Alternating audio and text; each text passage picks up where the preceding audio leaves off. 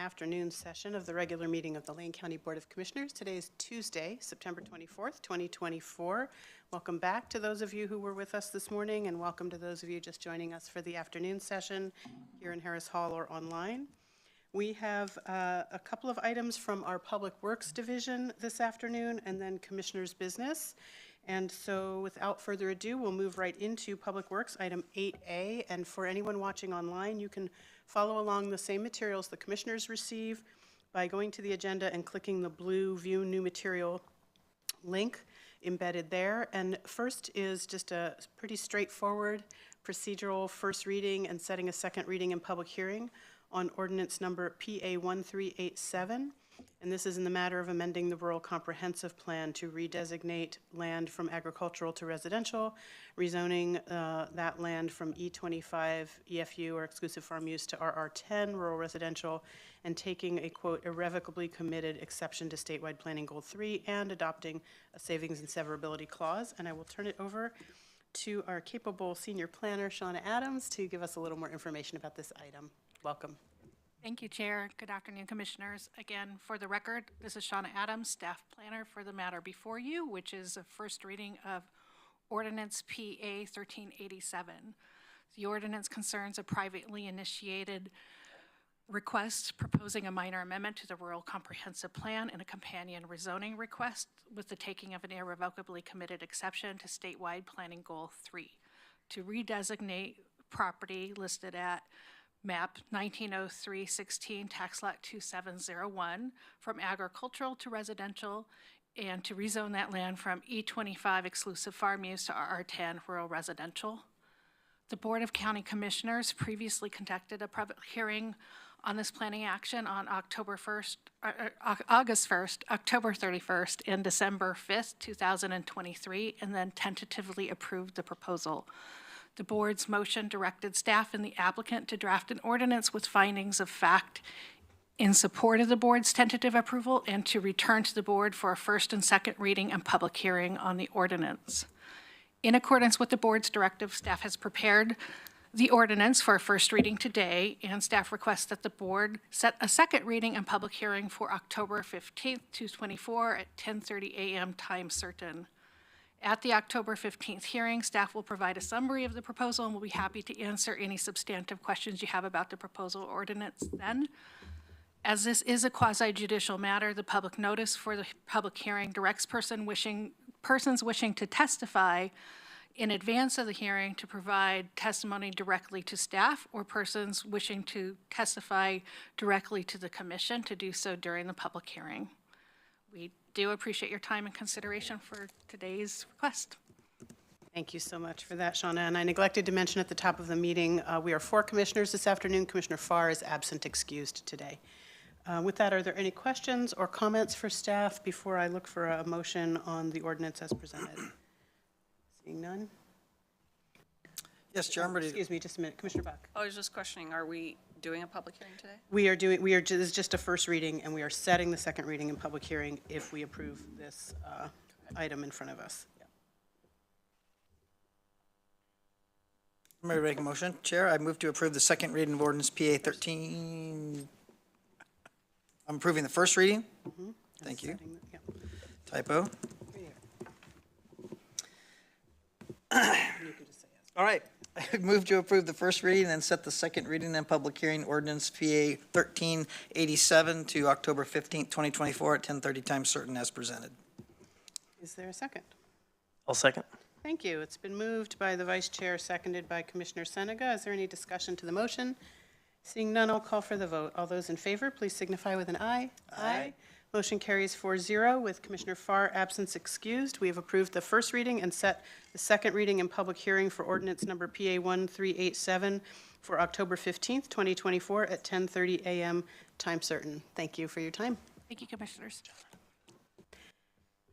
Moving on to item 8B, and this is a report on barriers to affordable housing, and this is in response to a board assignment from February 7th of 2023.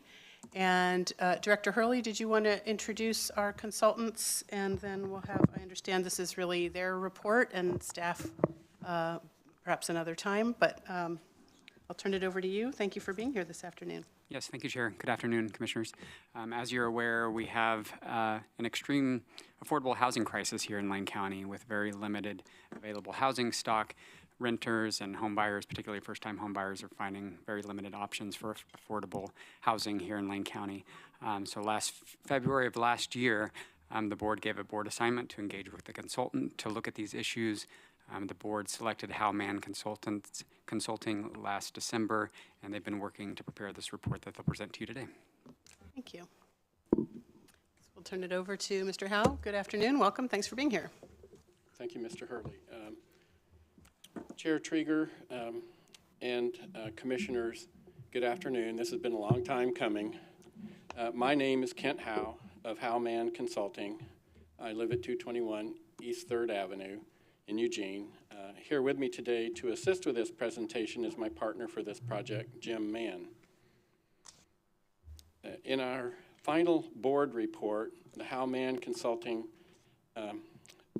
submitted to the board these 3 documents: a scope of work for board report on barriers to affordable housing, the July 22, 2024 analyses and recommendations for the Lane County Board of Commissioners, and 3, the 274 pages of attachments A through F, findings of fact, in support of the recommendations.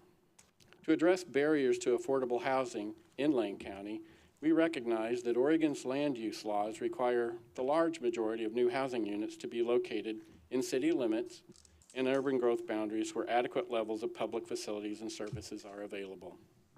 These statewide land use laws strictly limit the opportunities for housing development in rural areas as located outside of urban growth boundaries.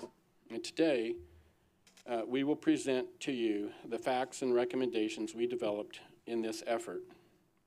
And it would be helpful from our perspective, but you can do as you please.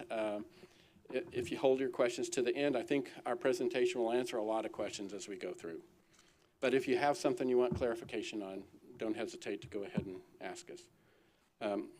The recommendations 1 through 6 address affordable housing inside cities and urban growth boundaries, and I'll start off with that. The literature review in our assignment referenced Oregon legislation from 2019 and 2021, establishing requirements for cities to allow traditional types of housing in residential zones instead of just single-family dwellings, and for the cities to study their future housing needs when expanding their urban growth boundaries and develop a housing production strategy. Echo Northwest published the Regional Housing Needs Analysis for the Department of Land Conservation and Development in partnership with Oregon Housing and Community Services, with recommendations to modernize how local cities and counties plan for housing in a manner that results in more affordable, fair, and equitable housing outcomes. Its findings state that Oregon's been dramatically underbuilding housing for decades, and stated that in 2022, Oregon was already 140,000 homes behind in meeting the housing demand of a growing population and would need to double the pace of production in the next 5 years to dig our way out. In January of this year, the Oregonian stated that Oregon has the 3rd highest homeless rate in the country. The Regional Housing Needs Analysis states that over the next 20 years, Oregon's communities will need to add more than 580,000 units, and it estimated that Lane County cities currently need over 1,600 single-family homes and 1,200 multifamily units in areas of future expanded urban growth boundaries. Last year, Governor Kotek signed an executive order setting a statewide housing production goal of 36,000 homes a year over the next 10 years. And it requires that more than 50% of the annual statewide production target must be affordable to households making less than 80% of the area median income to meet the need and would require a public subsidy. Last year marked the largest housing investment from the Oregon legislature to support efforts addressing the state's housing crisis with a massive $1.14 billion package to help cities address the housing crisis. In addition to streamlining the process for expanding urban growth boundaries, this investment is towards housing supply solutions, emergency homelessness response, community homeless resources, home ownership resources, and needed infrastructure for sewer, water, transportation, and other utility needs for the increased housing. Recommendations 1 through 6 are based on our review of the assigned literature. Recommendations 1 through 4 are to support efforts of the cities to infill areas inside cities where public services are available and to support city efforts to expand their UGBs for affordable housing. Recommendations 5 and 6 are for accessory dwelling units and conversion of commercial zoning to allow mixed use for rural residential development. Recommendation 1, the Board of County Commissioners can support the city's studies of their future housing needs and resulting UGB expansion proposals for affordable housing. Recommendation 2, support Eugene and Springfield by co-adopting their middle housing code to achieve more affordable, fair, and equitable housing outcomes within urban growth boundaries. Recommendation 3, support the city's subsidy program as well as property tax incentives for multi-unit properties and consider providing Lane County-owned land inside urban growth boundaries.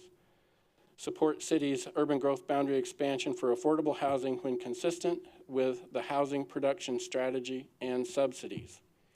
Recommendation 5, support accessory dwelling units in rural residential zones. And recommendation 6, support rural commercial zone conversion to allow mixed use for rural residential development. Recently, the board has shown its support for Homes for Good in Eugene and the recent loosening of overnight sleeping rules within Eugene's urban growth boundary to allow people to sleep in an RV or tent on private property when they have the owner's consent, meet setback requirements, and are provided access to sanitation, storage, and garbage disposal. In summary, Lane County's role is helping cities with denser infill of residences inside urban growth boundaries through property tax incentives for multi-unit properties and considering Lane County-owned land inside urban growth boundaries, including market district commons on former underutilized land. There's a direct correlation between an increase in the supply of homes and their affordability, whether urban or rural. Through this contract, the board wanted an evaluation to determine if Lane County is doing everything legally possible to assist in increasing the stock of affordable housing available in rural Lane County.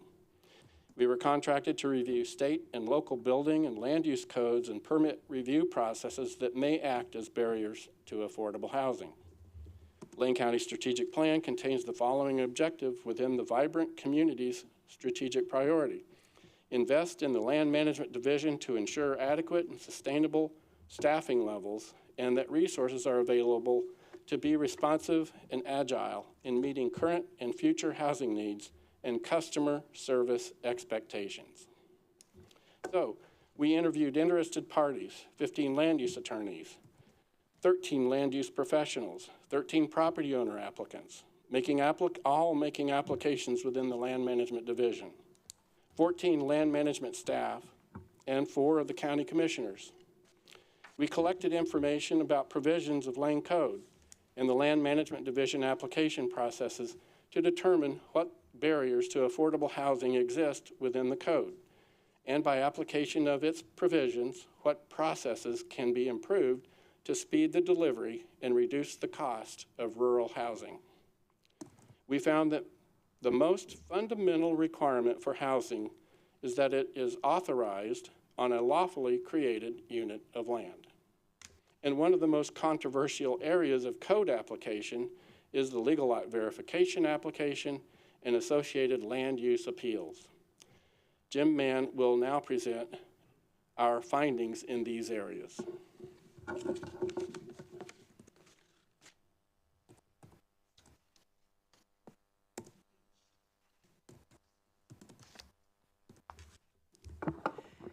Chair Traeger and Commissioners, my name is Jim Mann. I reside at 5025 Saratoga Street, Eugene, Oregon.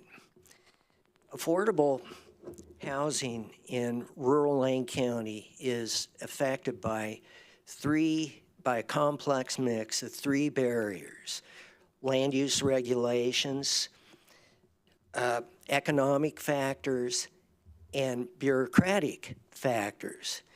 Bureaucratic factors are ones that may involve customer service or how staff processes land use applications. And when we looked at that, we recognized that land management division staff are skilled, hardworking, and dedicated to their jobs. To address the bureaucratic factors, we're not proposing that they work harder or that we hire more people. We propose that they work differently by being proactive in some of the areas that need improvements. Recommendation 7 is for the county to have a proactive customer service goal that would be monitored by the Planning Commission. That's one of their responsibilities, is to look at current matters in land use planning, and they would do an annual report to the board. We, in our background information, looked at the 2 most controversial kinds of applications in Lane County. As Kent said, hearings official applications and legal lot verification applications. And I want to take a few minutes to talk about how we develop the background information for that and how some of that is. Because going into analyzing that, we really didn't know what we were going to find. So starting with the hearings official applications, and this would be recommendations 8 through 13 concern the hearings official applications. We developed an index starting with 2022 for the 40 some odd applications that the hearings official heard during that year.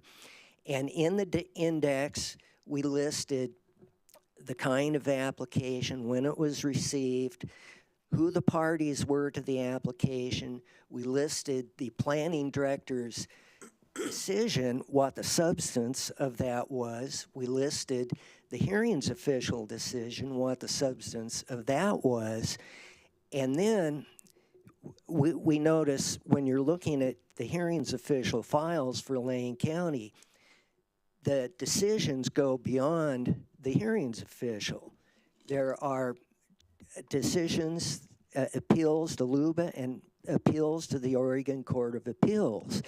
So in our index, we listed if there were appeals to LUBA or the Court of Appeals, and we put the substance of what their decisions were. And the importance of having an index like this is if you went to look in the application files, you would see no mention of LUBA or Court of Appeals decisions, and you really wouldn't have an accurate picture of what that is. The index provides that, and it provides another interesting thing. It can be word searchable. So if you're a customer and you come in and you ask staff at the front counter, I want to do this kind of application. If they had the indices, they could say which applications to go to, or maybe to do a word search in there, and you can pull it up and get specific information on the kind of application you want to do. And the same thing goes for attorneys. A lot of times they come into the county, they hear references to hearings official decisions, and they're scratching their head, well, where did that come from? Or hearing references to LUBA cases, but the indices will help locate those. And we also, as part of this, we noticed that the county has 2 files for information along with the hearings official file. One is for files that would be to LUBA or the Court of Appeals. And that file online only has 3 LUBA decisions on it. And so we recommended there that that file be updated to include the LUPA decisions for the last 5 years. And then we noticed that the file for land division ordinances, which are really important for legal lot verifications, you have to look at those to know what the regulations were at the point in time that the parent and the subject property was created. That file had 7 land use application, or 7 ordinances in it, and it needs to be updated to go back to 1949 and include all of the Lane County subdivision ordinances. And so that's basically the factual background for the recommendations for the hearings official. And now, looking at the legal lot verifications, we didn't, again, when you go to look at that and you gather the facts, you can't have a preconceived idea what the facts are. That would be totally biased. So what we did was we analyzed the legal lot verification applications for 2023. And we set that analysis up. We looked at when was the application received, when was the initial completeness review performed, and we found that when the initial completeness reviews were performed, 60% of the applications that were reviewed were deemed complete. And when staff deemed these incomplete, on the application file, they listed the reasons for incomplete. So we gathered all of those reasons together and included them.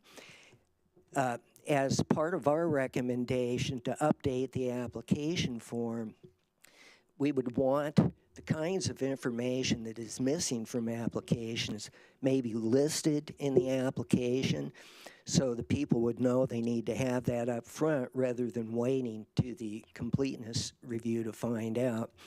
We also looked at, again, the substance of the decision, and we also looked at what other information did the applicant submit in terms of deeds and real property contracts to document when the properties were created.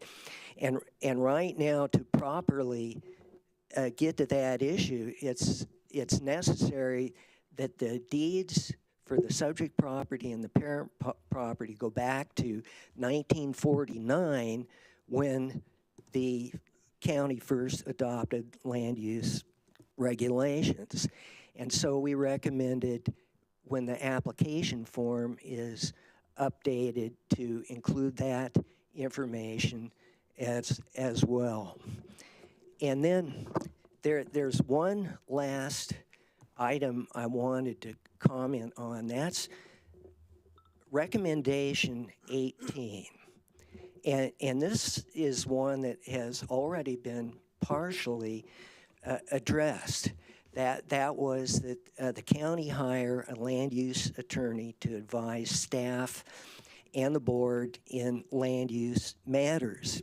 And we know that's partially addressed, but in the notes I gave to you, out of the information we had in our background information, I've got examples of 6 different applications that were reversed, that staff had interpreted the land use regulations or deeds or contracts that the interpretations were wrong and they were reversed on appeal.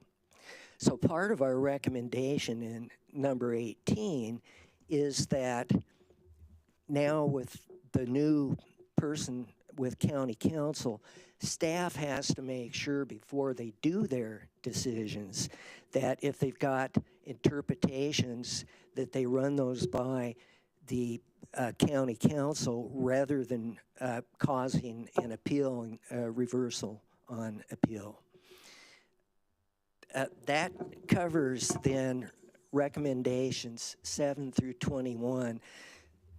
The other recommendations 22 through 26 are for specific amendments to Lane Code, and we wanted to emphasize here, because this would be a legislative matter involving public hearings to do this.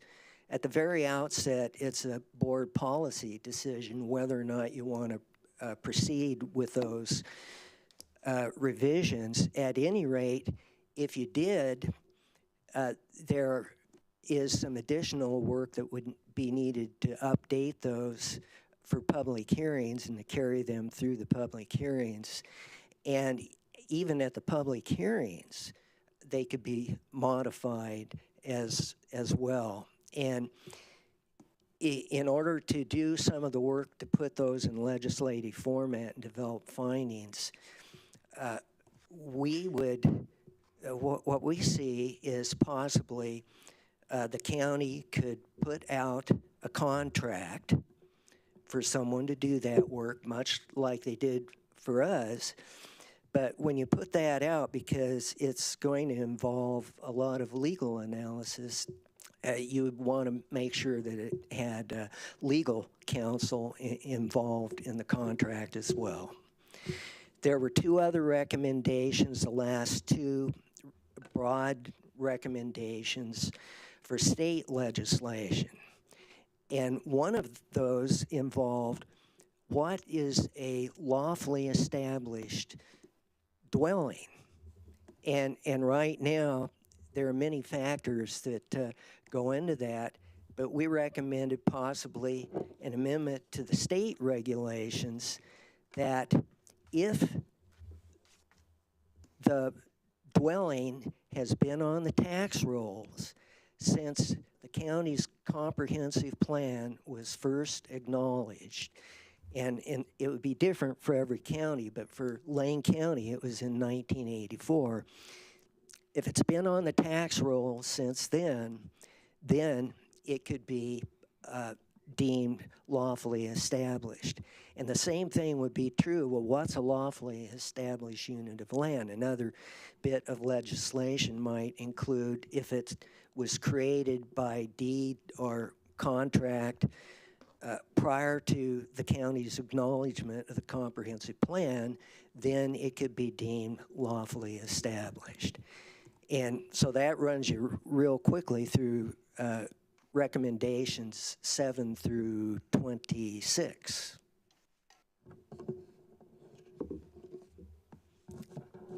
And I'll sit down now unless there is any questions. Is that the entirety of the report from the consultants? Yes. I would probably invite you then, Mr. Hurley, if you would move the staff placard, and we could invite Mr. Howe and Mr. Mann to the table just to make it a little easier for the conversation. And Thank you. thank you. And we can turn it over to the board for questions, conversation, reflections back to our consultants. Who would like to start?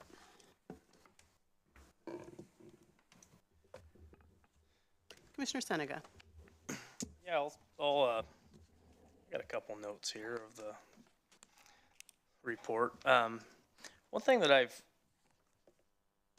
been asked about, and it was in your report also, you didn't really cover it here. If maybe you could go in more depth about commissioners maybe hearing more cases. You know, do you care to elaborate on that a little bit? I mean, the pros, cons, what do you guys see as beneficial? Hit that, Kent. Do you push this? No, it's already active. It's ready to go, okay. Yes, You might want to bend it up so it's closer. okay. A few years back, a different board of county commissioners kind of abdicated their role in policy making for land use when they bowed out of the land use appeal process and allowed things to just bypass them and go straight to LUBA. And that's a big deal. And it's important for appeals from Lane County that go to LUBA and the Court of Appeals and on up the chain, that there's policy given from the Board of County Commissioners in that decision. And deference is given to that by LUBA and the Court of Appeals. When the board isn't involved in an appeal process, there's no deference. And they decide how they apply the statutory requirements in the Lane Code, not you. So that's a big difference, and that's why we're recommending that the board have the opportunity to hear appeals of land use decisions, so you can provide deference that will be utilized on up the chain in the appeal process. Okay, thank you. Do we want to do round robin style, or what do you think, Chair? How much do you, I think you could just work through your questions, perhaps some of yours or some of other commissioners, and then that will just shorten other people's list since you offered to go first. Okay, well, I'll do a couple here. There's also mention of having more input on the hearings official.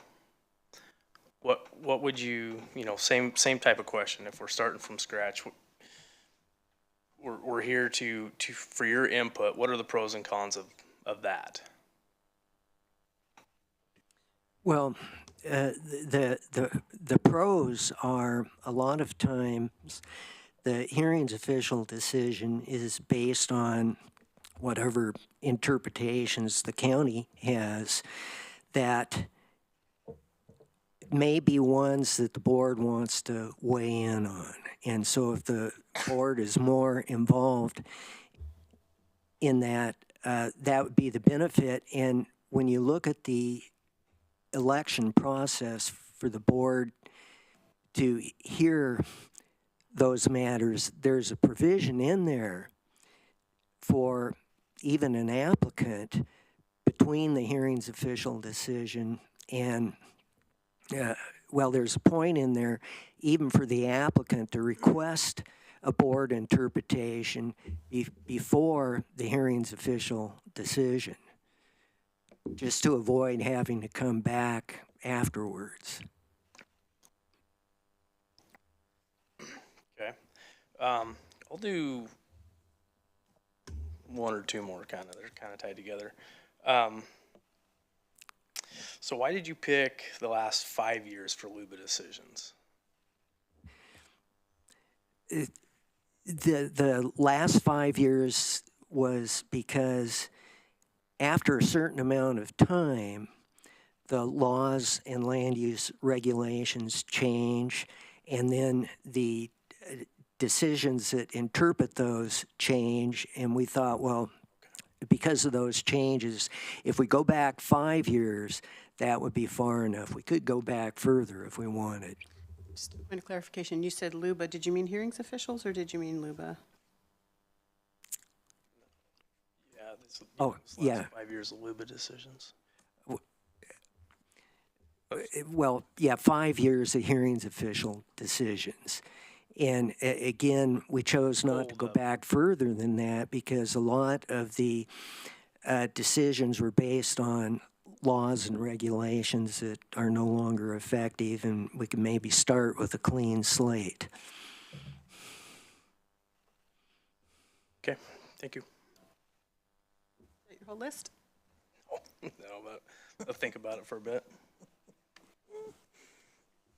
I'll take a shot. Vice Chair. Thank you, Chair. Jim and Kent, thank you for your work. I know 300 pages is not the report I want to turn into my professor for a grade, and this is a lot of information. It's been critical that it's clunky and there's some misspellings, but you know what? There's a lot of good information in there. There's truth is one of those things that, sometimes it's hard to hear, even if you have to decipher a bunch of pages to figure out what it is. So I think the thing that keeps ringing in my mind, there's a lot of really great suggestions here. I think, this is kind of like a totem pole. We're going to have to chip it one way at a time to kind of get the whole picture together. But I think the thing that I would like to ask on behalf of my constituents who write to me with complaints about how the system is, what's kind of like the one or two thing, in your opinion, that we could do right away that would make the process of working with the county whom by your own testament in the report was one of the toughest counties in the state to work with. Give me a couple of like 3 different things that we can move the needle quickly on, that we don't have to go through a lot of process, that would help people that are making applications to the county. One would be the indices for the hearings official. Get those for 2024 and back to 2020. And the other would be to update the legal lot verification application form. That one could be done fairly quick. Chair Trigger and Commissioner Lovell, I would add 2 more. Please. A customer service goal for the Land Management Division, and County Council, Land Use County Council for the Land Management Division.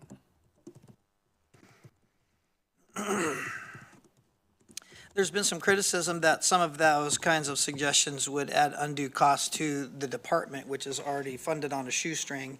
Some of the things that you mentioned in your report too was the recommended 13, the applicant shouldn't be required to pay the $3,488 to keep going through this process over and over again, which we've heard some complaints on, and there's been some people that have chalked up some pretty significant figures in going through that process. So when you say some of these suggestions and some of the criticism comes back that it's going to cost money, is there, in your opinion, a way we're going to find that bucket of money, and where? Or is that something that we have to be fee structured on in the Land Management Department, or some other way?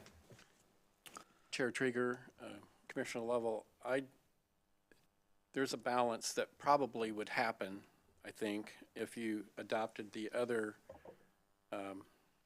strategies and recommendations we've made, that would result in many of the decisions not being appealed. That right there would be a huge savings. You're not having to pay a hearings official. You're not having the staff spending huge amounts of time in developing staff reports to go to the hearings official.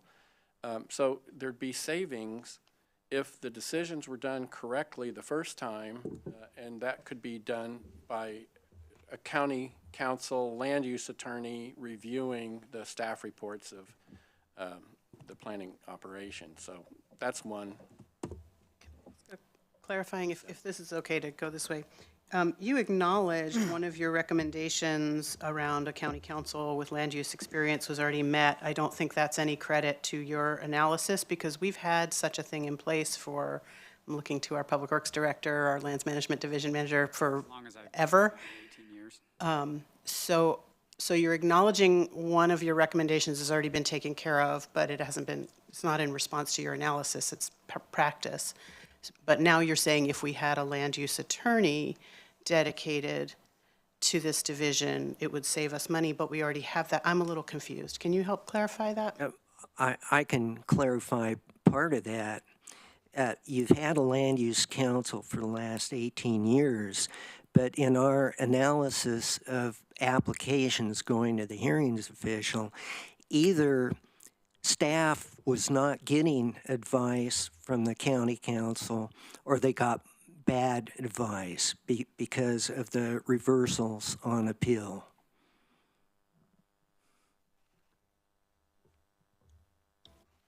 I'll leave it for the moment. Go ahead, Vice Chair. I'm good for now. That was great. Thank you for those quick fixes. I've got 4 right there that sound pretty good that we can move on. I mean, obviously, this is one of those things that's kind of a needle in a haystack. We're going to pick through it, and we're not going to vote on all 28 of these today and get them done by Friday. That's the entrepreneur world, not the governmental world, so thank you very much. Did you have other questions, or? Oh, wait, yeah. And just to be clear, we're not voting on anything. This is a report. Right. So, yeah, Oh, I'll give some. when you say we're not voting today, just clarifying process for everyone to manage expectations. Commissioner Seneca. Yeah. Well, and, those are some impressive numbers when you're talking about 1,600 homes that are currently needed. I think 2 years ago, last time I heard that number, it was 1,300. So we're not gaining on it. Kind of the elephant in the room question. Just by going through some of this, if you hinted towards staff maybe working towards yes, and I've heard that since probably day one that I met with Kier. You know, that is everybody's goal. That's where we're headed. We're working on that. What would you do to expedite that if you had something you could, you know, the silver bullet that would fix it, if you will? I'm thinking.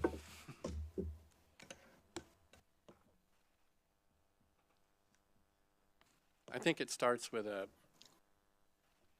culture and a mindset change that management encourages staff to be creative within the law. It's got to be lawful, it's got to meet the code requirements, it's got to meet the statute.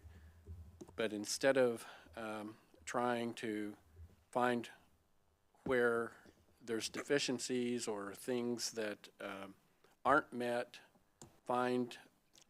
be creative and come up with options on how they might be able to achieve what it is they want to do or towards what they want to do as an applicant, rather than just saying no and denying and the appeals, and it's all kind of a negative process. Commissioner Sinega, I'll try to answer that too. One way to help get to yes is a lot of times land use applications are submitted. They have information from attorneys interpreting the laws. Staff has its own interpretation that they proceed with. And a lot of times in the attorneys' interpretations were held to be correct. And what would help is in the process that staff be more open-minded to other interpretations rather than just holding on to the one they have and carrying it all the way through the hearings process.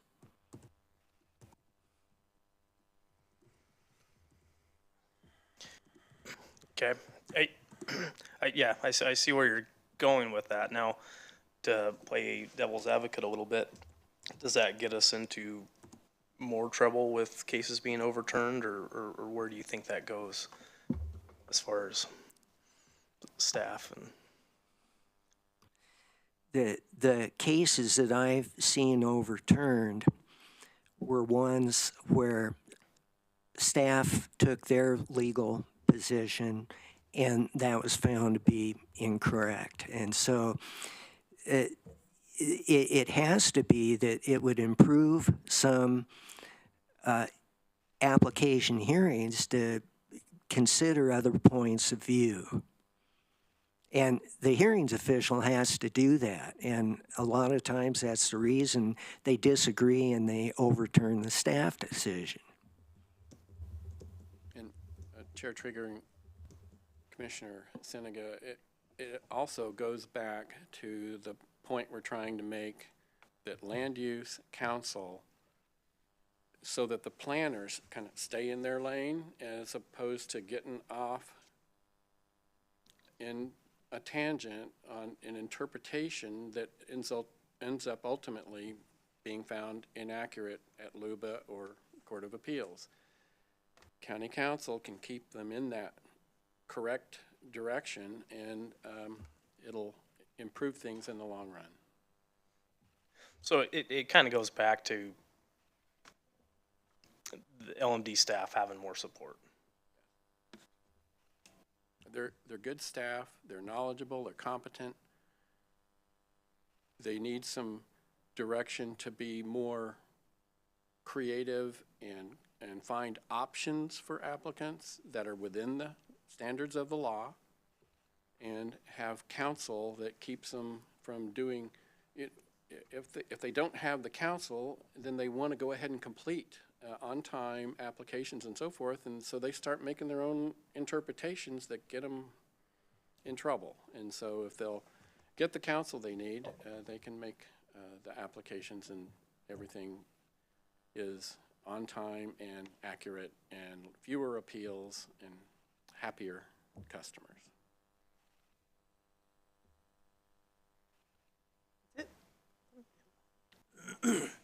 Did you want to add something, Vice Chair? No. Giving Commissioner Buck a chance, if you had an option. Okay. Thank you, Chair. I have a lot of questions, so bear with me. But first, I wanted to address your statement regarding the previous board and the role of policymaking. I was on that board. I was there when that decision was made. It is a false statement to say that we abdicated our policy role. We did not. And in fact, we still do hear many land use decisions. So for me, it kind of started out the meeting in a bad tone. And I want to clarify that for the public. Part of doing that was also to save some money, because the department, as we know, is fee-based and has to be subsidized, and we're always short of cash for managing this particular division. Part of the RFP requirements for the report to come back was a financial analysis of what we need in order to adequately fund the department. And that is not in the report. I cannot find it in any way, shape, or form in the report. And it is a key issue and was a requirement. I'm not sure why it's not there. Why is it not there? In our opinion, the staff that we have at Lane County and Land Management Division is adequate and can do the functions they need if they have the council, county council support, and they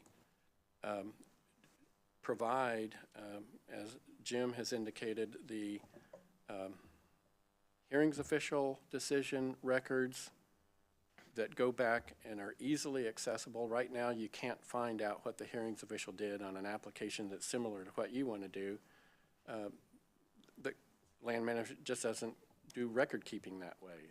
And the same with legal lot verifications. They're fundamental in this area of affordable housing, and you can't find it. So if the different things that we're recommending here are implemented, then if anything, there's a good chance that there will be fewer appeals to the hearings official, that's savings, and fewer appeals to the Board of County Commissioners. So, Where is the financial analysis to back up that determination? Why is it not in the report? there's not a financial analysis, it's a logical conclusion from doing the recommendations as I just stated. But as part of the RFP, it was required to do a financial review and analysis.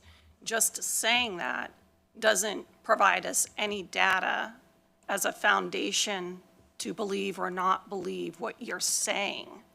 I find that a key absence in your report and a deficiency in the report. I have more questions, but if you want to reply. No. Okay. Okay.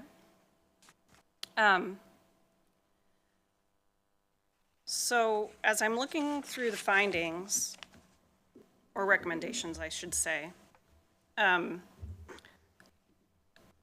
Section 1, the first one, regarding assisting cities with their urban growth boundary expansions. We already do that. We did that on this board. We continue to do that. Item 2, work with the cities of Eugene and Springfield as they co-adopt their comprehensive plans. We already do that. Item 3, again, help with supporting urban growth boundary expansions. We already do that. Number 4, property tax incentives, MUPTs. We assist cities with do that. We already do that. Item 5, accessory dwelling units. We've already provided code changes for that. We already do that. I could continue on, but I have to say, I have a big frustration with spending the amount of money that we did for this report and getting a list, a good chunk of that list of things we already do and we're already committed to.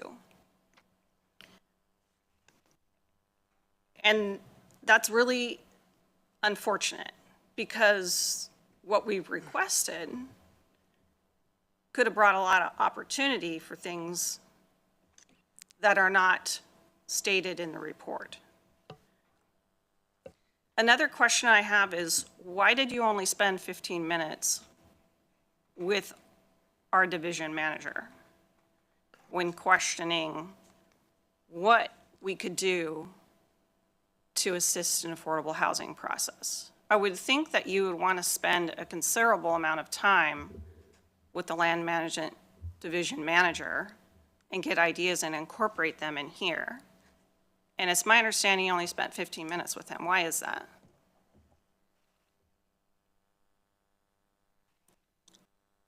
We asked the questions of the division manager that we thought were relevant, that we asked to the rest of the staff.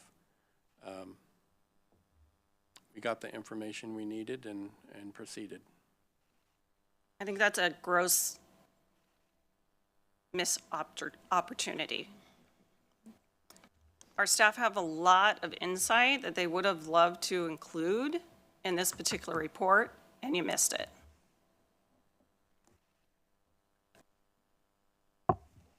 I can't find where the analysis of housing production is. How many houses could we produce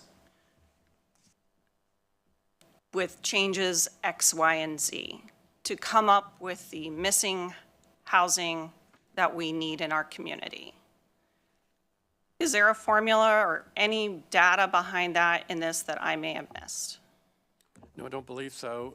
The housing that the state references in the legislation and Governor Kotek's what is the word I'm after? Not standards, but aspects of goals for the state of Oregon are going to be in cities. There isn't a goal for housing in the rural area. What we've stated is that additional, an increase in supply reduces demand, and that's whether it's rural or urban. And we've provided you with information on the recommendations of how you can assist cities in helping them site the dwellings that are needed inside urban growth boundaries, and you just went over those. And then the balance is, well, what rural improvements could be made to reduce the cost of rural housing, help in reducing the demand, which then sets off or provides more supply, which reduces the demand for affordable housing countywide. So you did make a statement there in the beginning where it says we don't have a goal for housing in the rural area. The state of Oregon State. doesn't have a goal. Well, and it's true. I don't think we have one here locally either. No. Did you state any goals in here that we should try to meet? Yes, helping the cities. But I'm talking about like how many units? How are we going to develop them? What can the permitting department do to facilitate? What are our attainable physical numerical goals? What should they be? Is there any discussion like that in the report? You want to say anything? Again, the numbers that the state is set up as goals are for the cities. And for the county, we've given you information that would help in processing land use applications faster and less costly for the rural area. That helps reduce demand, provides supply, and helps the overall picture. I understand what you're saying, but to me, that answer means you don't have any of those concrete goals that we should be really looking for. And I think that's part of what we were hoping to see in this report. And I just don't see it there. Well, there isn't a basis in state law for having housing in the rural area, you know, a goal of how much it's a limited resource. In the cities, it's not. In the county, it's a limited resource. There's only so much. Zoned rural residential, when it's developed, that's it. Under state policy. So part of the RFP and the deliverables was to also include an analysis of the building codes and impediments to our building codes. I do not see this in the report. Am I missing something? Yes, we did a review with the building official and also with the land use consultants and attorneys and applicants, and we found that building codes are pretty clear and objective. And there wasn't any, you know, significant controversy or problems there that we found. And so it's mainly the interpretation of land use regulations that was the problem. So there's no building code impediments of any kind is your analysis? I have to say, for me, that's really hard to hear because over the past 4 years, we've been trying to rebuild and recover upriver after the Holiday Farm fire. And there have been numerous building code impediments that have hindered people in development. But you've outlined none.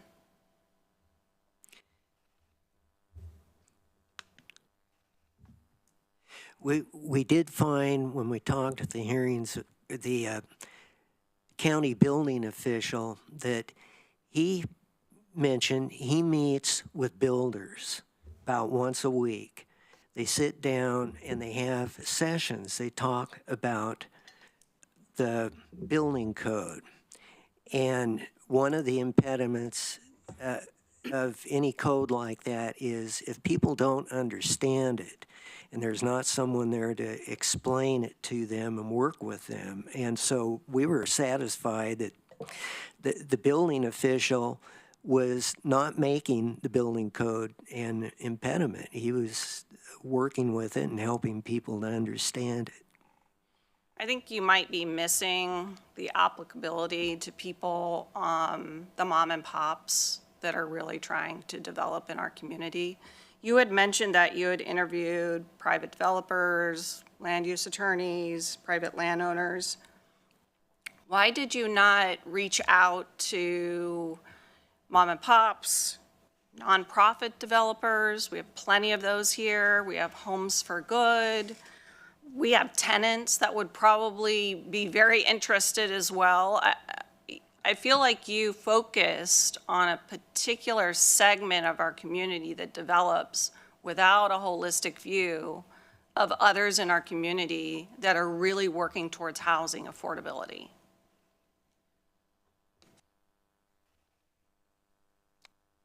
Well, we felt we addressed the scope of work in the contract to interview with attorneys, land use consultants, and surveyors and applicants. And we did that. The people that interact with the land management division, we provided that. Can I just, how much time did you spend with the building codes official? That was an interview. 15 minutes. Yeah, 15 minutes. 15 minutes or Thank you. Sorry, Commissioner Buck, please go ahead. Thank you, Chair. So in focusing in this narrow group of folks that you interviewed for, unfortunately, a very short amount of time, it seems like the report really focuses on relitigating land use decisions. A lot of these properties are like $1 million properties. They're not what would be considered affordable housing. And in fact, I'm not really sure what you really think affordable housing is. Can you define that for me? Well, one thing we know when we looked at affordable housing is if you reduce the supply of buildable lands, then there are fewer buildable lands and the price goes up. And so we didn't concern ourselves with separating out ones that might be for $1 million home from one that was for maybe someone that needed an apartment to rent in, much more affordable. We looked at affordability on all parts of the income scale. Again, that's a missed opportunity because I can't imagine most people believe that affordable housing are homes that near or over $1 million. It's a key component of talking about affordable housing and a report to expand affordable housing if you don't tell us what you think affordable housing is. A lot of people have a lot of different definitions for it. And I've heard it stated in a few different ways. Are we talking about 30% AMI? Are we talking about 80% AMI? Are we talking about workforce housing? Are we talking about market rate housing? Are we talking about McMansions? Like, what are we talking about? What do we want to produce in our community? Where is the need? And how are we going to deliver on the need for that segment of the market? Chair Trigger, Commissioner Buck. As I said earlier, the solution for affordable housing is going to be 98% inside cities, not your jurisdiction, other than how you can help in expansion of urban growth boundaries and contributing tax incentives and Lane County-owned land when the cities are looking at expanding their urban growth boundaries. Those types of things you can support the cities with. For the rural area, there's no state law or policy that is to expand our residential inventory. It's a limited resource. When it's gone, it's gone. And we said earlier that demand, if you can provide supply, it reduces demand, which in the long run helps for the affordable housing issue. And our recommendations are would, if you enact them, would assist the county in providing housing in the rural area for applicants at a lower cost, fewer appeals, and that supply helps loosen the constraints in cities on affordability there as well. So what about maintaining affordable housing stock? We know that affordable housing stock ages out and people have trouble replacing those housing. What about ideas about how to maintain an affordable housing stock? What about manufactured home parks in our county? Like, what about some of these other ideas, and why didn't you incorporate those into your report?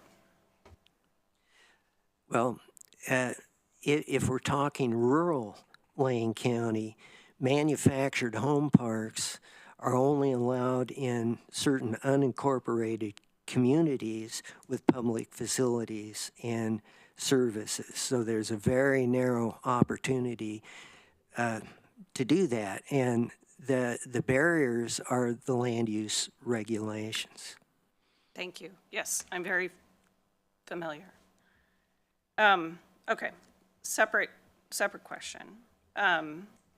Some of your recommendations regarding putting things on the website really felt like you were trying to find a land use law database or build out a land use law online library almost. I'm not finding the connection to that to increasing affordable housing supply in our community. I understand there may be people that are interested in finding that information, but frankly, we don't have the staff time, and I'm not sure how that actually connects, and I don't see any data showing that that connects to increased housing supply in our community. Well, one thing about that is if you have those indices online and a person comes in, they have a lot they want to build on, you don't have to have staff spend time up front at the counter explaining it to them or telling them, well, no, you can't do it, and they don't have an answer. That database would enable staff, it's a tool staff can use to educate the public. If you want to see what you need to do for certain kinds of applications, you can do a word search, or here's some examples you can go to and look at it. And staff doesn't need to spend time explaining it. So you're trying to reduce staff time at the counter with folks so they can look it up themselves is basically your premise there. Well, that's one thing that it would do, but you don't send a customer away by saying, well, no, you can't do it. And the customer is trying to figure out, well, why? You give the customer, here it is, you can go look so that you understand what I'm telling you. But there have been instances where customers have gone away. Well, they said I couldn't do it, but why? Well, if they had this tool, it would have really helped. Is there no other information available for people as a resource that exists currently?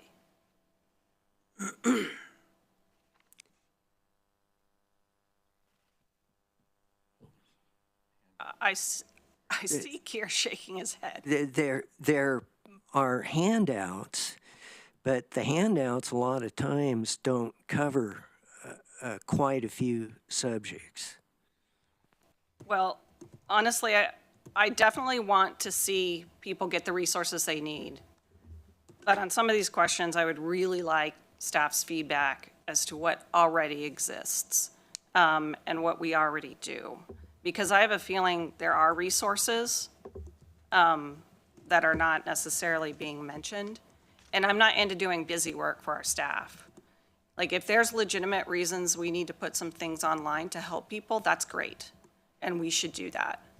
But there's a limit to what is actually beneficial and how it actually ties to increased housing supply in our community. And that connection for me is lost. It's not stated in the report. Did you already look at our Affordable Housing Action Plan? Because I don't see it referenced in the report. So you didn't review our Affordable Housing Action Plan at all? No. Did you know we had one? No. No. Okay. I think I'm just going to make a statement and moved on and let other people speak. Honestly, the report is woefully underwhelming. It is missing a lot of key strategies, key opportunities. I felt it's very biased towards one segment of the population that's interested in building without looking at a holistic view, and it's weak at best. It is clear that it's missed several of the required deliverables. I don't know if there's recourse for us when we spend $60,000 for a report and we don't get a good chunk of the things we requested, but I believe that we should look into that. And it really, overall, just failed to look at the bigger picture of affordable housing supply and what we can do in our community. Things like infrastructure, assistance for our small cities in order to help them with infrastructure needs in order for them to grow housing supply in their regions. Like, it completely misses out on these opportunities. Really focused on relitigating land use decisions with no connection to how that's going to actually increase buildings and doors in our community. Thank you, Chair. Thank you, Commissioner. Well, I won't say I read all 300 pages, but I laid eyes on each of the 300 pages. I will spare you asking Tanya to bring the report up on screen to show that some of those pages were part of a table, completely out of context list of numerical rankings of something that it's unclear what. Commissioner Lovall said, you know, there might have been a few typos, but it's not what I would want to turn into my professor. If I were your professor, I would give this report an F. I don't know whether to be angry or just mystified at what has happened here. Remind me the timeline. It's been close to a year, is that right, before we've received this report? Am I remembering my timing correctly? And maybe, if need be, our Public Works Director can help me with the timeline. My recollection, it was in December, Chair, that last December of 2023, that the board made the decision for the consultant. It took us a few months to get a contract. We had to work through some legal issues. I think the consultants had to set up some business arrangements since this is the first of this type they've done. So it's taken a while to get to this point. So, right, I do recall that, the legal issues you referenced, there was some concern about whether these gentlemen in particular might have some conflicts of interest to perform this work, but then you said there was something about setting up a business. Maybe I'll let the consultant speak to why it took so long to get a contract. It took the county months to review and issue the contract. It took until June 9th, if I recall. And once the contract was enacted, June, July, August 9th, we turned it in, our final report. And do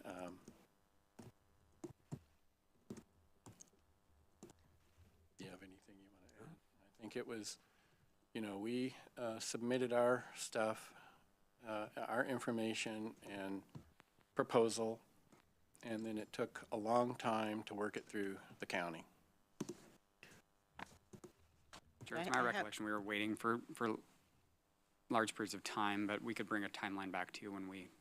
That's fine. I have the proposal here. I've read that as well. But I thought you said something about basically you had to create your consulting firm in order to have a business entity in which to execute the contract. Is that what I'm understanding? Was that part of the timeline? Or did I misunderstand what Director Hurley stated? Just trying to. The county typically requires certain things like insurance from our consultants that work with us, and it's my understanding that those things hadn't been set up. The kinds of things that experienced consultants who do this kind of work routinely would have already had.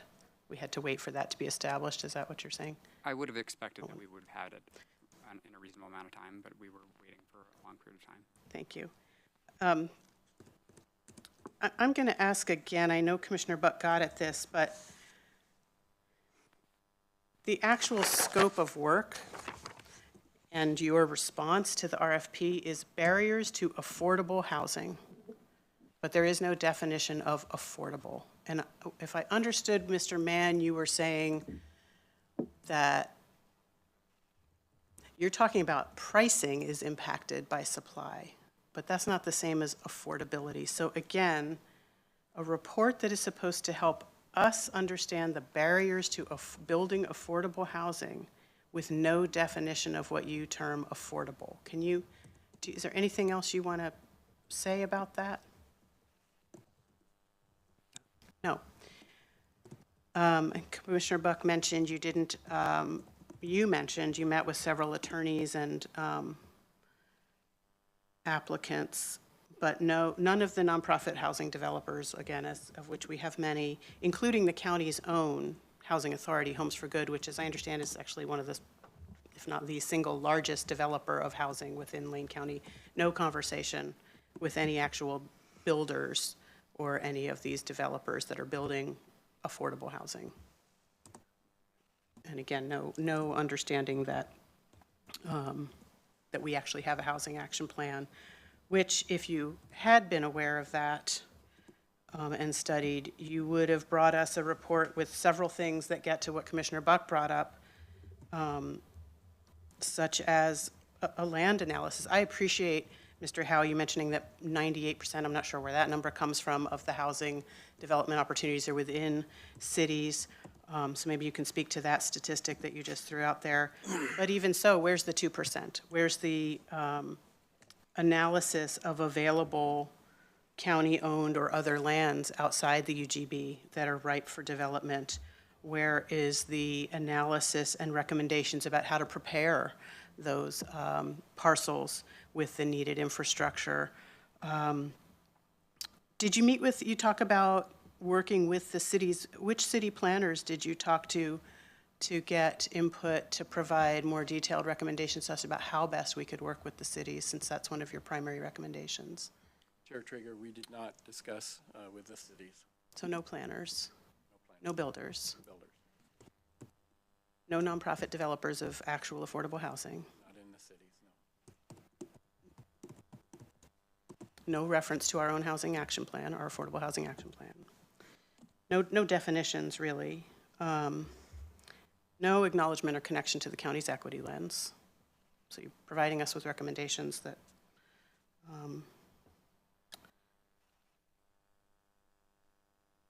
the scope of work has 6 points, and sort of in reverse order. You know, the first is, the sixth is present your findings to the Board of Commissioners. That's what you're here doing today. The fifth is review the current structure and staffing of Lane County's Land Management Division and evaluate funding and staffing levels needed to process development applications within established processing timeline benchmarks. Consider new and anticipated legislation, including rules around accessory dwelling units, the governor's executive order on housing production, HUD funding for rebuilding in the McKenzie Valley, and other relevant drivers. I see none of that. 4, review processes at Lane County's Land Management Division and Lane Code to answer the following questions. Process improvements to reduce the costs and speed delivery, substantive standards that could be changed to review proposals, what Lane Code provisions could be changed to increase production and reduce cost, what are the relative priorities for making changes recommended based on the above. Teensy-weensy bit of that, but essentially not met. Evaluate building code impediments at the state and county level that are presenting barriers to affordable housing. Specific emphasis should be placed on barriers to the construction of ADUs and tiny homes. You mentioned you met for 15 minutes with our building code. Thank you. Evaluate land use code impediments at the state and county level that are preventing efficient use of land within Oregon's statewide planning goals. Provide recommendations for potential legislative action that could alleviate barriers to affordable housing. I don't believe you reference talking to anyone at the state level. Is that right? We did discuss with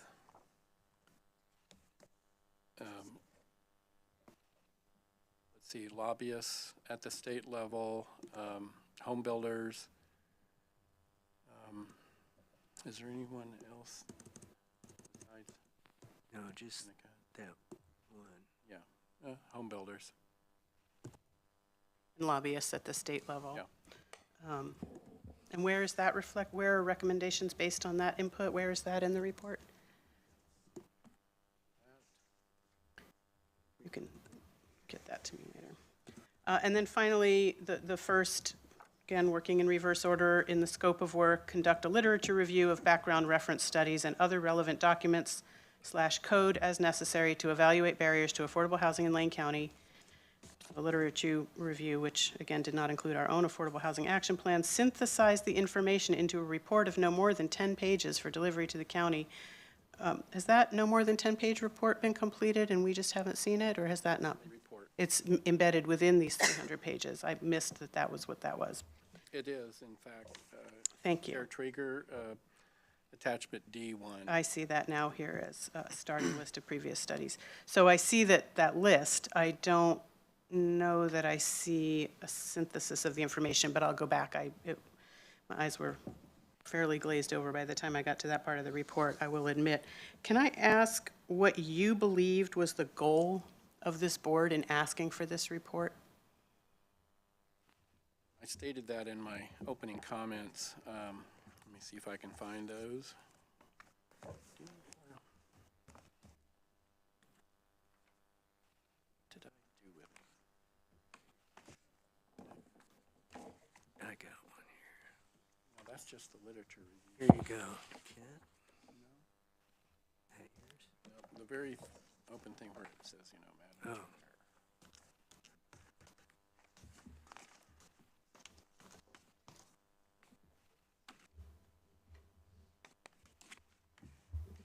I can't find what I did with my opening comments.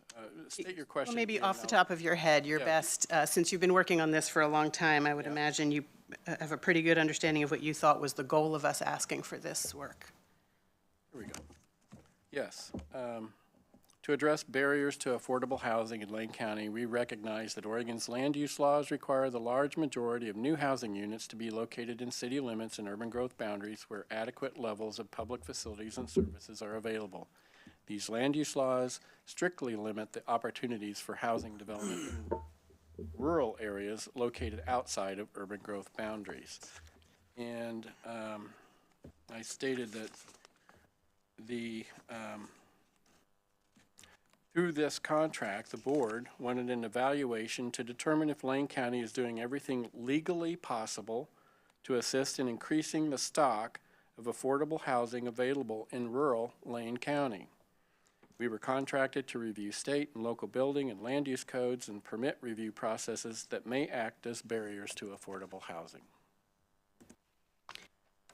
And the strategic plan, I quoted, invest in the land management division to ensure adequate and sustainable staffing levels and that resources are available to be responsive and agile in meeting current and future building needs and customer service expectations.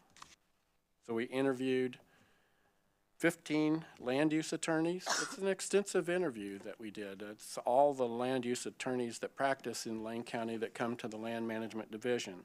Same with the 13 land use professionals, and in addition, 13 property owner applicants. So we collected facts through data, and it was bolstered by opinions from attorneys, consultants, and applicants that go through the land use process of the land management division. So again, I have a very different read and maybe that was useful information, but if that's the totality of the information, I don't see that as meeting the scope of this work. There's no discussion of strategies for land banking. There's no analysis of things like building material costs or workforce labor and workforce shortages.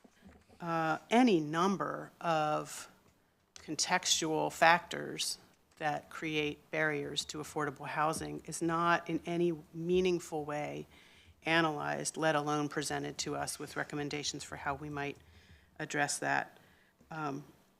It's my understanding even the most fundamental ability to organize and create cohesion, that in fact a 300-page report, and it's my understanding, was lacking something as rudimentary as a table of contents until staff asked for that to be added.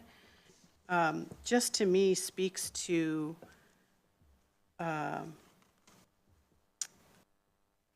unfortunately exactly what I was afraid of. The way we got here with engaging with you folks to do this work, I remember very well. We had several proposals before us from vetted, qualified, experienced consultants who do this work and were ready to sign that contract immediately. And a majority of this board, rather than allowing for real conversation and comparison of these applications, put a motion on the table immediately to award the contract to you all. It's outside our process of usually going with the lowest cost, so we threw out the outliers of the absolute highest cost, but we went with the highest cost, and evidently least prepared to actually respond to something that is useful to our staff and this board. And I know you have some recommended code changes, seemed very clear, and particularly with the research that you spent, we'll say 98% of your time on, that you were focused solely on that aspect, and it left us with such a great deal of missed opportunity of information that we could have had, and here we are, the better part of another year down the road, still without meaningful recommendations. So I am unsurprised and really disappointed, and I do not believe that this work meets what we contracted with you to deliver.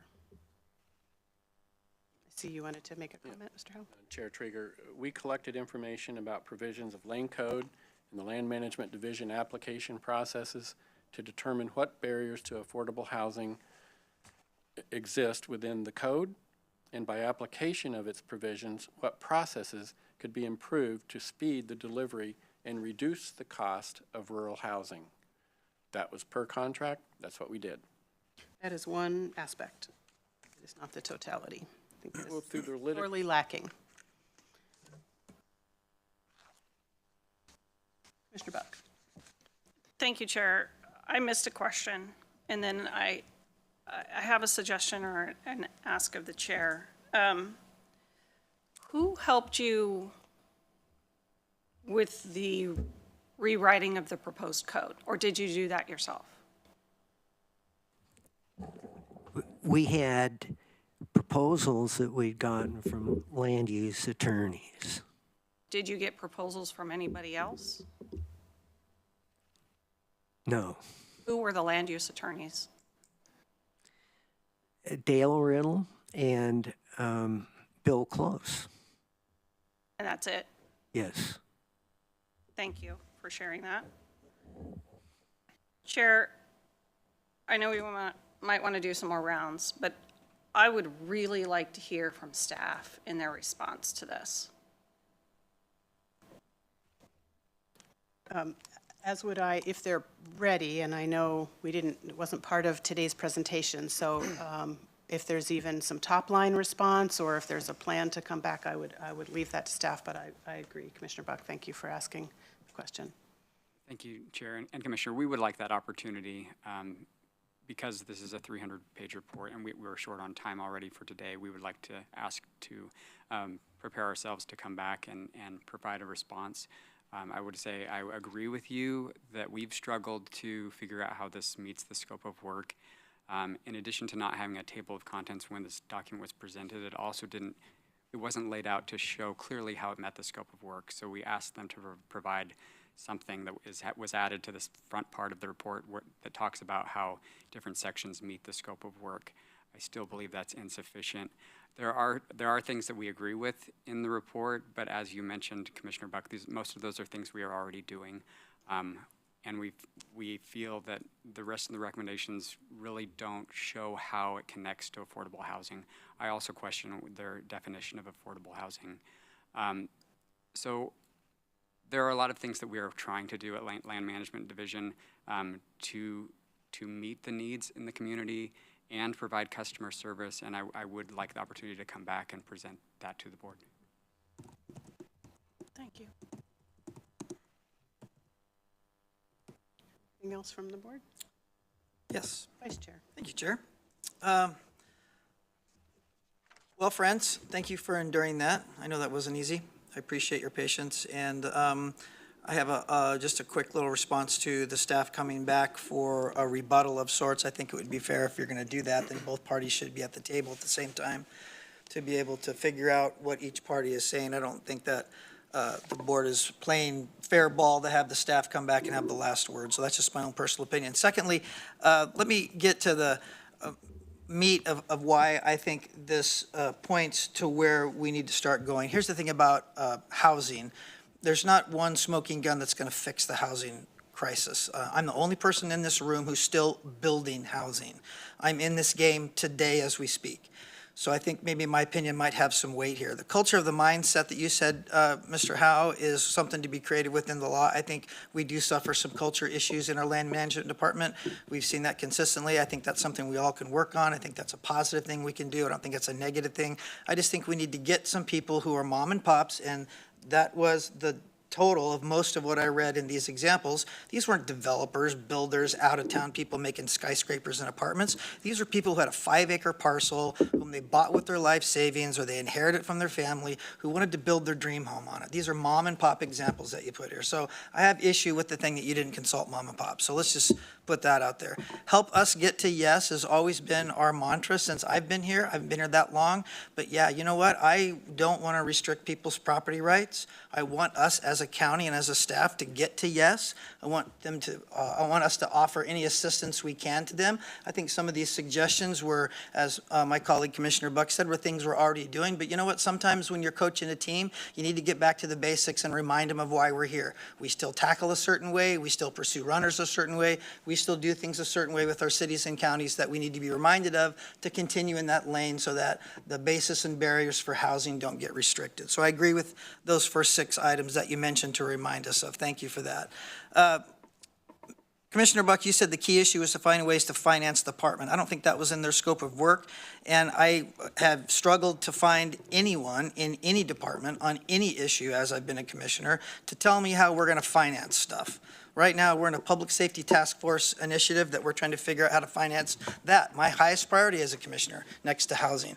This is a very difficult question to handle, but in my experience, handling this isn't the financial burden of the government. It's an entrepreneur sector. It's their problem to figure this out. It's our problem to make policies to get out of the way so they can do that.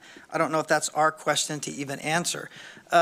The thing that is the question that kind of drove the conversation and kind of made some very critical comments to you, which I apologize for, is what is affordable housing? Let me tell you, there is not a definition for affordable housing. There's no such thing. Affordable housing is subsidized housing, period. There's no such thing as affordable housing. Affordable housing costs me $380 a square foot to build. Currently, it's what it costs. I don't care what you build. Manufactured houses is $250 a square foot. Yeah, you can go that route, but housing costs what housing costs. Now, if you want to make it affordable for someone making 60% average median income or 80% average median income, that means you've got to lower the price by giving incentives or grants or extra money to bridge the gap. The real key to affordability of housing is these 4 issues. It's the cost of money, it's the cost of labor and materials, it's the cost of infrastructure and its burdens that bring services to the lots, and it's the cost of permitting and system development charges. Those are the hindrances to all building, what you call affordable or not. That's my experience. And if you can't surmise or circumvent those costs, then what you're doing is you're moving the minutiae, which is what this report is. This report acknowledgedly is moving the minutiae of affordable housing, if you want to keep calling it that. This isn't some big master plan to make things abundantly simpler or cheaper. It's just a sharpening of our pencil so that we don't get in the way. That's what this report reveals. We can't do anything as a county for the cost of money unless we want to start leveraging our reserves and making low interest loans to people on first-time homebuyer bases. That's a great idea. I'd love to embellish that, but we're not going to solve the problem by doing that in Lane County. What is it we have, like 12,800 rural lots we're talking? If we built one structure on each one of those 12,800 lots, wouldn't that make a dent in our housing market? Abso-freaking-lutely. I think that's something that we need to kind of think about as a board. The staff had the opportunity to report back to the board on the causes of affordability, and I'm curious if the staff comes back, if they're going to have any new insight or new solutions that you didn't come up with. I'm doubting that. The Affordability Action Plan was decided by the board in December of 2020, and it approved an affordable plan which had no specifics either. If you look that up, which I did, the goal was to increase housing options and reduce the risk of homelessness. Well, geez, there's some real specific items there. The plan included a series of recommendations like loan programs, leveraging land for housing, and focusing on building smaller homes. It was partnered with a nonprofit called Better Homes Together. And I'm curious, if I called Better Homes Together, how many houses have they built in the last 4 years? I bet they haven't built very many, because I know the cost of what it takes to build houses right now, and that's really been tough. Their main goals were pilot projects and partnerships, trade support, rural innovation, and building capacity. All of those are not very specific. So the barriers for identified getting through the system, the largest barrier in the private sector continues to be permitting and going through the system. The private sector is the builders of the future. The government's not going to build 16,000 houses in Lane County. It's the private sector that's going to put the major dent in that. And if we don't clear the way with the minutiae that I get 5 complaints every other week about people going to the county land management division and all they encompass is barriers and hardship and have to hire attorneys and lawyers, we're never going to poke a hole in this housing crisis.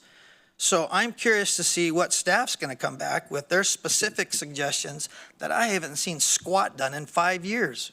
So thank you for your time, gentlemen.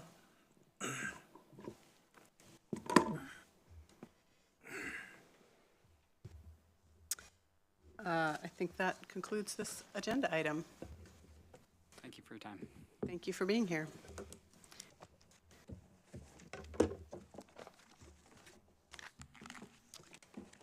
Next on our agenda is Commissioner Business, and we have just a few things here. I do have an announcement that I meant to bring up at remonstrance, so I'm just going to pull my materials up for that. But is there anyone else with an announcement from the board today while I look that up? Yes? Is that a? I'm struggling, but no, I don't have one. No, okay. So I sit as your liaison on the Public Health Advisory, and those folks, if you look at the materials in your public comment section of today's agenda, you will see a letter from one of the members of our Public Health Advisory. He's a nurse. I don't think he identified himself as a member of our Public Health Advisory, but he sent public comment in about something called the Week Without Driving, which is a national initiative from September 30th to October 6th. And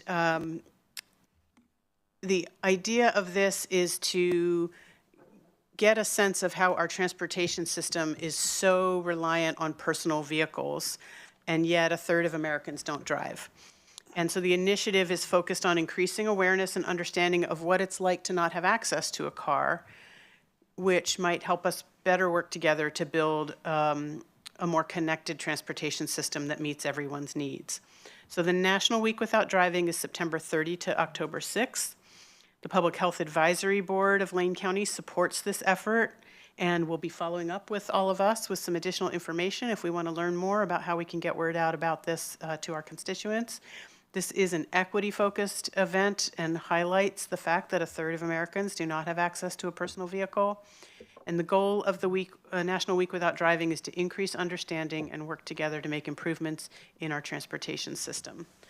So thank you for your time on that. And with no other announcements from commissioners, we're going to do a quick review of open assignments. I know, Tanya, did you want to bring up the current grid of open assignments? This is something we periodically do to ensure that assignments that were made in a public meeting are officially closed out in a public meeting.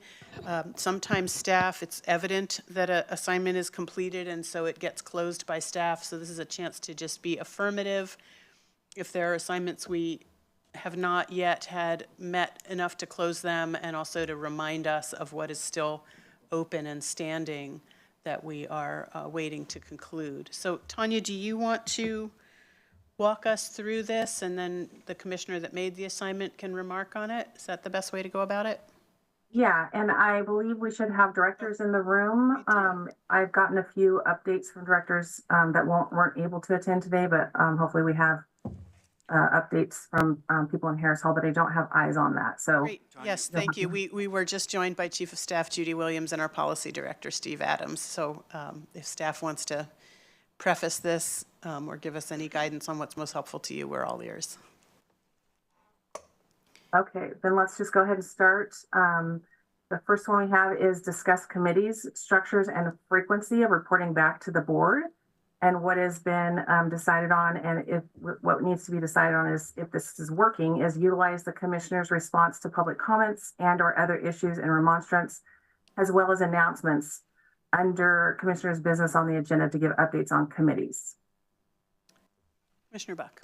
Thank you, Chair. I think I was the one that initially brought this up, and it was quite some time ago.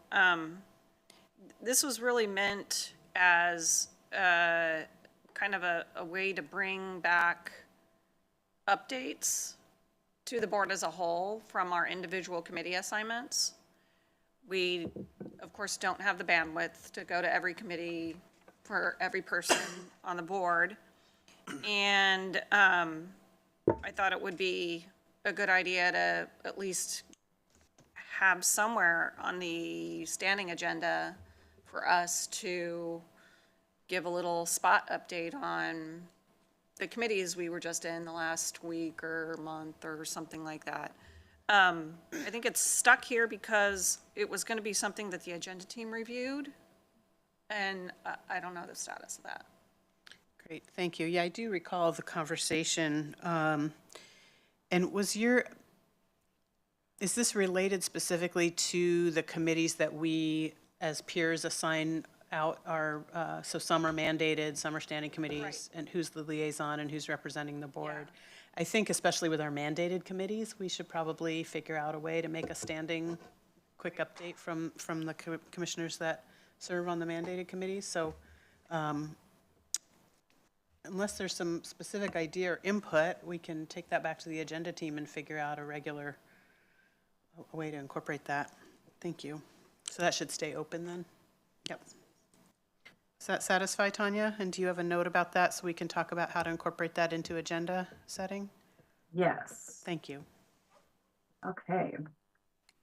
So Miller Nash provided us attorney-client privilege and possible ramifications back on July 9th. So I just need head nods that this has been closed or should be closed, moved to the closed. Yeah, I made that assignment. I think unless somebody wants it to stay open, that specific assignment can close with the understanding that there's always sort of continuing education for all of us, and that we might revisit that topic, but it no longer needs to be a specific open assignment. Okay, thank you. The next one also is to direct staff to bring back board orders with the 3 repeals recommended by Charter Review Committee. Are we good at moving that to closed? It doesn't matter whether we are or not anymore. It is closed. That moment has passed. That ship has sailed. Thank you. Great. And then also we had the Springfield Economic Development come last week. And you Are we can't good with see. moving that one to Yeah, closed? yeah, you can't see us, but Commissioner Lovell made that assignment, and he's indicating that has been satisfied. That one sailed. Thank you. Yeah. All right, so then we have Commissioner Trigger would like administration to bring back a discussion on committee process and what is the right and best path forward toward equity, being a recommendation on how to embark on this topic. Yep. This could also be included in strategic plan. That's right. So this can stay open with, I know there's some discussion of changes within the equity office around our application process that might get to some of this. And yes, when we get to strategic planning, I think just as a reminder, this was just about how are we recruiting for community volunteers to serve on committees and selecting those appointees through an equity lens. So I think we can keep that open. Okay. Chair and Tanya, just a quick note. We have a tentative October 14th to come back as that work session, a Wednesday morning. So we just need to confirm a couple things, and so it should be soon. And that's on the new universal application, which is maybe a part of this, but not in total. Yes, it's a big part of it. Thank you. Great. So did you hear that, Tanya? And that I date? did. Great. Yes. Thank you. Okay, the next item is to have legal look into clarification surrounding Lane County Historical Museum and make sure there is complete review of the documentation in its collections, specifically to gain clarity about the different roles. Request is to direct staff to work with the museum incoming co-directors and report back to the board on that meeting, specifically to review and organize the documentation that relates to who has ownership and decision-making responsibility in the collection. Right, so this is a long ago assignment, and that organization has been through a few leadership changes, both staff and board, since it was made, but the question remains about whether our documentation is clear about the county's asset, which is the collection itself. And I know Emily Vario was working on that. My guess is it's not at the very top of her priority list, and that's okay with me.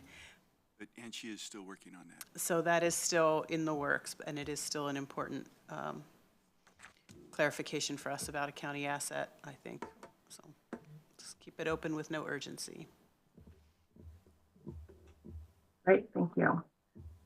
A request to have the property manager look and analyze properties for zoning options, condition assessment, and projected costs for adequate remediation to partner with a service, housing, or treatment entity, including those in unincorporated areas. What will it take to get the properties out on the market? And Commissioner Lovell made that assignment, so I'll have him speak to that. Yeah, thank you, Tanya. I think we're still waiting. We're within a month or so of that decision about what we're going to do with foreclosed properties. Now that's coming down the pike to the county, so I think it should be left open for now. But go ahead, Steve.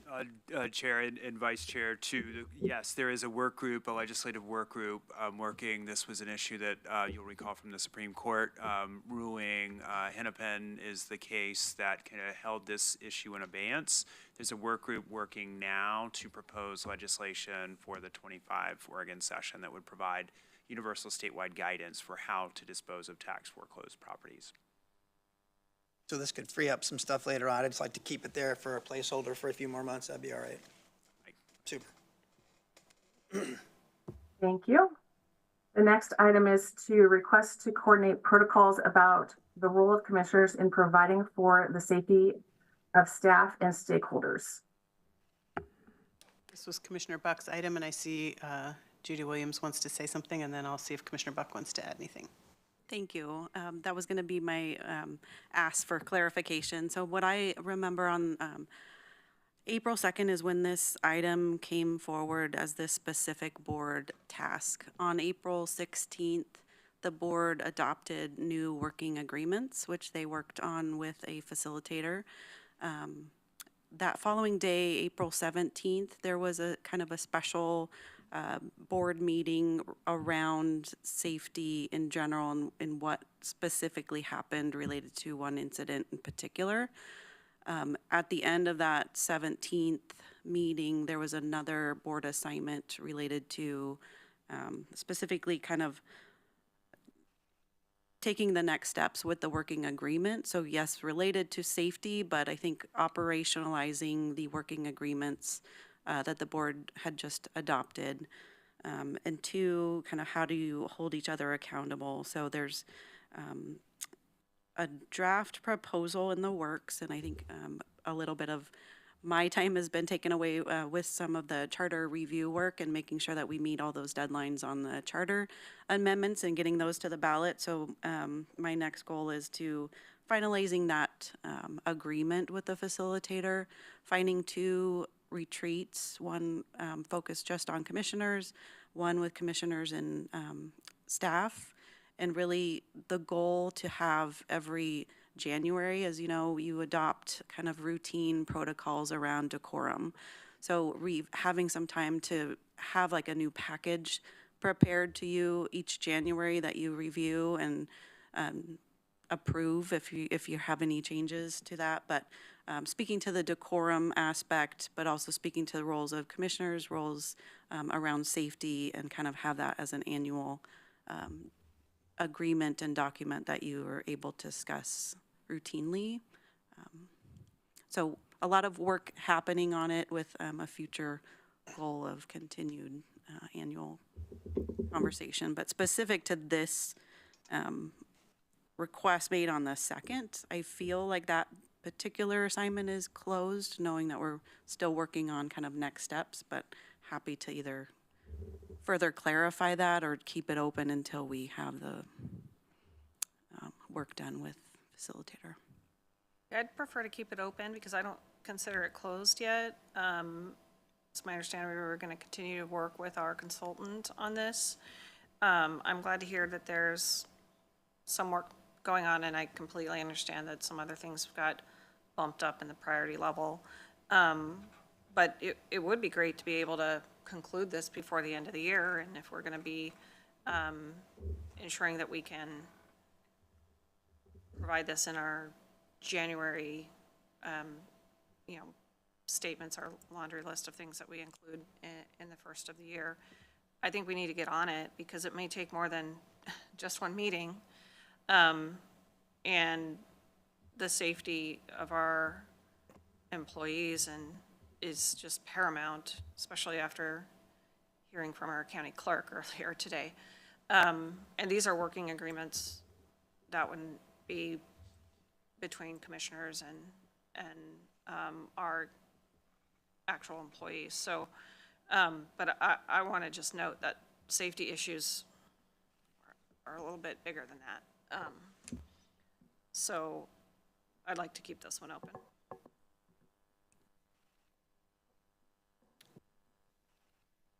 Okay. The next item is to report back to commissioners on the community benefits bidding process of subcontractors and whether the language is clear on expectations of the CBB, specifically check into the South Lane Clinic project. I got an update from Lauren and David, and they are scheduled to meet to review the assignment. So they will report back after they have met.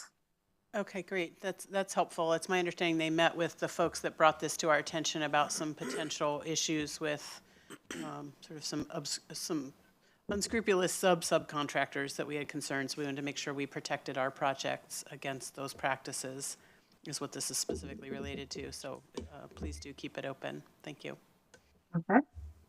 And then assignment that was asked last week is a presentation from the City of Creswell giving an update on moving forward on a wastewater treatment plan with the Metropolitan Wastewater Commission.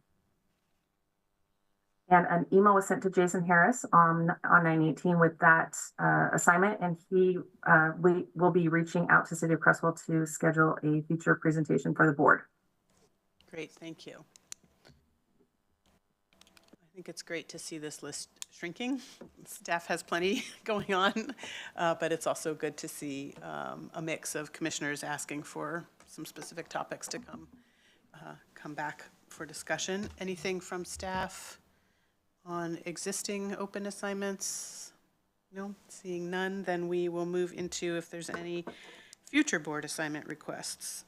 Commissioner Lovell, Vice Chair. Thank you, Chair. As I stated earlier, I thought it would be important after hearing our elections clerk, Dina Dawson, talk about the safety and that sort of thing, and then the experience I had last night at a CETA meeting of a constituent coming forward and was concerning about the intimidation things that have happened in previous elections. And I think if we all had head nods, I think it might be good for the board to just put out a statement of the empowerment of we feel that elections are free, and veterans I know have fought for that freedom for people to vote, and that should be free of intimidation regardless of what side you're on. And so if people think that they want to come and disrupt ballot boxes by, holding vigils with armed presence and that sort of thing, which, is their right to do peacefully and unobstructively.